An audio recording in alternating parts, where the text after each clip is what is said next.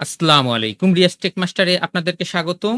আমরা ক্যানভা দিয়ে ডিজাইনের ৫ম পর্বে চলে এসেছি।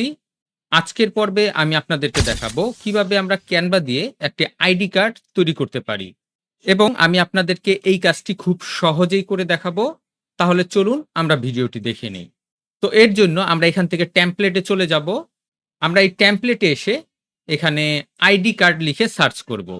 আমরা আইডি কার্ড লিখে সার্চ করার পর এখানে আমরা দেখতে পাচ্ছি অনেকগুলি এখানে আইডি কার্ড। এখান থেকে আমরা চাইলে আমাদের পছন্দ মতন যেকোনো আইডি কার্ড নিয়ে আমরা কাজ করতে পারি। এবং এখান থেকে পছন্দ করার পর আমাদের নিজের মতো করে সেটাকে আমরা কাস্টমাইজ করে নিতে পারি। তো আমার কাছে এই আইডি কার্ডটি বেশি ভালো লাগছে। তো আমি এখানে ক্লিক করব। আমরা দেখতে পাচ্ছি এই ডিজাইনের মতো রিলেটেড আরো কিছু ডিজাইন আমরা কিন্তু নিচে পেয়ে যাচ্ছি। তো আমরা যদি এটা পছন্দ না হয় আমরা চাইলে এই নিচ থেকেও বিভিন্ন আইডি কার্ড ডিজাইন ইউজ করতে পারি। তো আমি এটাই ইউজ করব। আমি এখানে কাস্টমাইজ দিস টেমপ্লেট আমি এখানে ক্লিক করব। আমরা দেখতে পাচ্ছি আমাদের ডিজাইনটি এখানে চলে এসেছে। এবার আমরা একে একে এই ডিজাইনটিকে আরেকটু কাস্টমাইজ করে আরেকটু সুন্দর করার চেষ্টা করব। প্রথমে আমরা এখানে যে ইমেজটি আছে এই ইমেজটি আমরা চেঞ্জ করে নিব। আমরা দেখতে পাচ্ছি এখানে ইমেজটি দেখা যাচ্ছে। তো এবার আমরা ইমেজটি আপলোড করব। তো আমরা আপলোড অপশনে চলে যাব। এখান থেকে আমরা আপলোড ফাইলে ক্লিক করব। আমি যেই ছবিটি আপলোড করতে চাই বা আমার কম্পিউটারে যেখানে ছবি আছে আমরা সেখানে চলে যাব। এবার এখান থেকে আমি এই ছবিটি সিলেক্ট করে নিব। আমার ছবিটি আপলোড হয়ে গেছে। এবার আমি এখানে একটি ক্লিক করব। আমার ছবিটি এখানে চলে এসেছে। এখানে আমার ৪টি ছবি আছে। এখান থেকে আমি একটি ছবি এখানে ইউজ করব।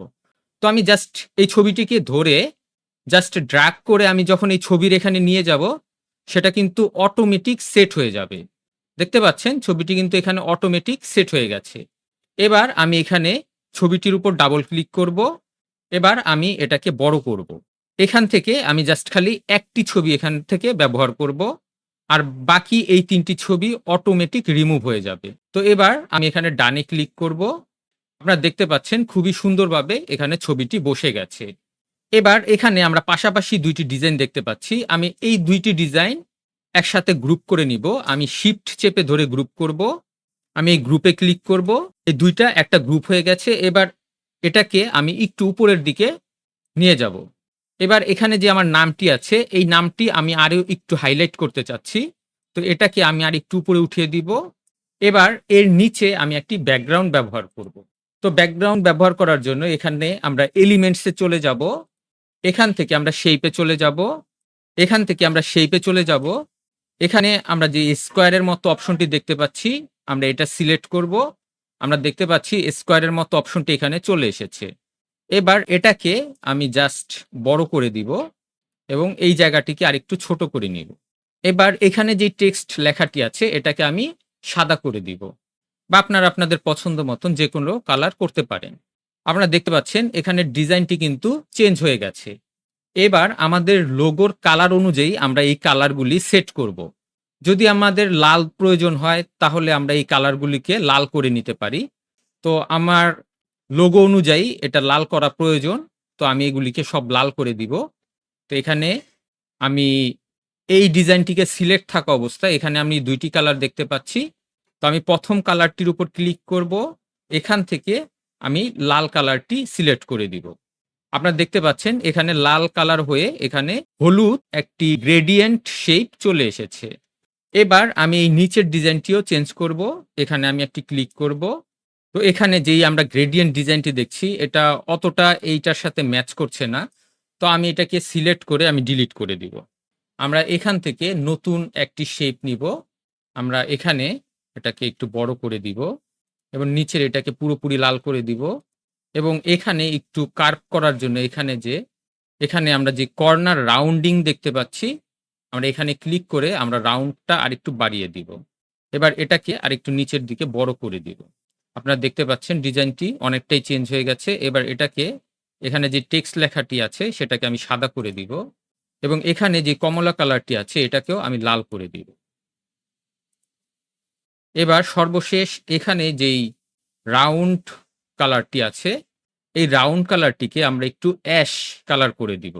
এখানে আমরা কালারটি দেখতে পাচ্ছি। আমি কালারে ক্লিক করব। এখান থেকে হালকা অ্যাশ কালার করে দিব। আপনারা দেখতে পাচ্ছেন পুরো ডিজাইনটি কিন্তু চেঞ্জ হয়ে গেছে এবং খুবই সুন্দর একটি ডিজাইন হয়ে গেছে। এবার আমরা এখানে আমাদের প্রয়োজন মতো লোগো এড করব, তারপর নাম ঠিকানা এড করব। তো ১ম এ আমরা এখানে লোগোটি আপলোড করব। আমি আপলোডে ক্লিক করব। এখানে আপলোড ফাইলে ক্লিক করব। তো যেখানে আমার লোগোটি আছে সেখানে আমরা চলে যাব। আমি এখানে আমার সাদা লোগো এড করব। তো আমি চলে যাচ্ছি যেখানে আমার সাদা লোগো ডিজাইন করা আছে। এই যে এখানে আপনারা দেখতে পাচ্ছেন আমার এই লোগোটি সাদা করা আছে এবং ট্রান্সপারেন্ট করা আছে। আমি এই লোগোটি সিলেক্ট করব, তারপর ওপেন এ ক্লিক করব। আমরা দেখতে পাচ্ছি আমাদের সাদা এবং ট্রান্সপারেন্ট করা লোগোটি চলে এসেছে। এবার আমি এখানে ক্লিক করব। এবার এটাকে আমি ছোট করে ১ম এ এই লোগোটি ডিলিট করে দিব। তারপর এখানে আমি আমার লোগোটি বসিয়ে দিব। আমার নিচের যে লেখাটি আছে এই লেখাটির কোনো প্রয়োজন নেই। তো এটা আমি সিলেক্ট করে ডিলিট করে দিব। আমি লোগোটি আরেকটু বড় করে নিব। এবার এখানে আমি আমার নাম, ডেজিগনেশন, অ্যাড্রেস বসাবো। এরপর এখানে যে আমার ওয়েবসাইটের অ্যাড্রেসটি আছে, সেই ওয়েবসাইটটি আমি এখানে বসাবো। Riaz tech tube. আপনারা দেখতে পাচ্ছেন এটা আমার একটি ওয়েবসাইট। আপনারা চাইলে এই ওয়েবসাইটটি ভিজিট করতে পারেন এবং এখানে আমি খুব সহজে এবং সুন্দরভাবে ক্যাটেগরি করে বিভিন্ন ভিডিওগুলি আলাদা, আলাদা করে রেখেছি। আপনারা যেই ভিডিওগুলি আপনার প্রয়োজন জাস্ট এখানে ক্লিক করে আপনারা সেই ভিডিওগুলি কিন্তু খুব সহজেই পেয়ে যাবেন। তো আমি আমার এখান থেকে ওয়েবসাইটের অ্যাড্রেসটি কপি করব। তারপর এখানে বসিয়ে দিব।